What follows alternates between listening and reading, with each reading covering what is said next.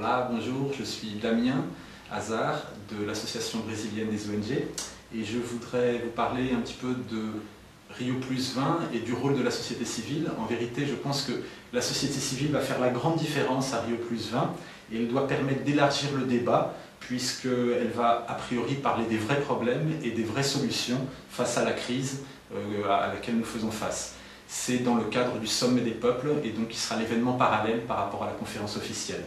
La conférence officielle, effectivement, elle doit compter avec la participation de quelques organisations de la société civile, mais principalement se limiter à deux sujets. L'un, c'est l'économie verte, qui représente une nouvelle phase du capitalisme mondial, avec la marchandisation de la nature, en vérité, qui est déjà en marche, et qui doit prétendre donner des solutions aux problèmes des crises alimentaires, des crises de l'environnement, des crises sociales et financières, mais aussi ça en donnant une place plus grande aux entreprises et à la marchandisation, comme je l'ai dit, de la nature. Il y a aussi l'autre sujet, c'est la nouvelle gouvernance. Comment faire pour pouvoir mettre en place ces fausses solutions finalement. Donc c'est pour ça que la société civile prépare le sommet des peuples avec trois moments principaux. Le premier, c'est déjà une critique à toutes ces fausses solutions et ces critiques du modèle dominant, donc principalement de l'économie verte. Principalement en remettant en cause l'économie basée, en particulier la matrice énergétique basée sur les combustibles fossiles. La deuxième question,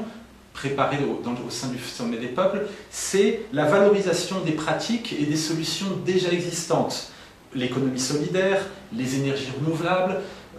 l'agroécologie, toute une série de financements, par exemple innovateurs pour les organisations de la société civile, ou alors encore les pratiques, par exemple, du bien-être, du bien-vivre des communautés indigènes qui sont donc à l'origine principalement en Bolivie, mais qui se sont répandues dans toute l'Amérique latine, cette idée du bien-vivre, plutôt que de vivre meilleur, toujours de vouloir plus accumuler. Donc d'une certaine façon, et le troisième point, effectivement, c'est la construction sur la base de cette critique et de ce côté de proposition, la construction d'un agenda mondial de mobilisation pour la mise en place de ces différentes activités. Des mobilisations donc, qui vont chercher la convergence et la mise en place de certains consensus au niveau des organisations de la société civile dans la sphère planétaire, on va dire. Parmi les résultats que nous attendons, que moi j'attends principalement, j'espère effectivement avoir en premier lieu une déconstruction, on va dire, des bienfaits de l'économie verte. Et puis aussi un consensus sur la nécessité d'une remise en cause générale donc, de cette matrice énergétique basée sur les combustibles fossiles, comme le pétrole par exemple. L'autre question, c'est effectivement la reconnaissance du rôle fondamental de la société civile et une diminution du rôle des entreprises, qui ont d'une certaine façon, le monde des entreprises crée et contribue au problème, et donc un rôle grandissant de la société civile pour apporter les bonnes solutions qui existent déjà, qui sont déjà en marche, mais qui ne sont pas encore devenues des politiques publiques à l'échelle mondiale. J'espère aussi qu'on pourra voir l'émergence d'une nouvelle théorie économique qui ne soit plus basée sur la croissance économique, sur des ressources illimitées, sur l'accumulation sans arrêt, mais au contraire sur une économie qui puisse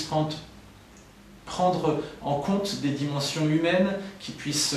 considérer effectivement les ressources limitées qu'il existe sur la planète et qui met en premier lieu le bien-être, le bien-vivre de la population de toutes et de tous. Pour conclure, je dirais que ce que j'espère, c'est qu'il pourra être mis en place des jalons, des références pour la construction d'un monde post-capitaliste, non capitaliste, basé sur la justice sociale et sur l'équilibre de l'environnement.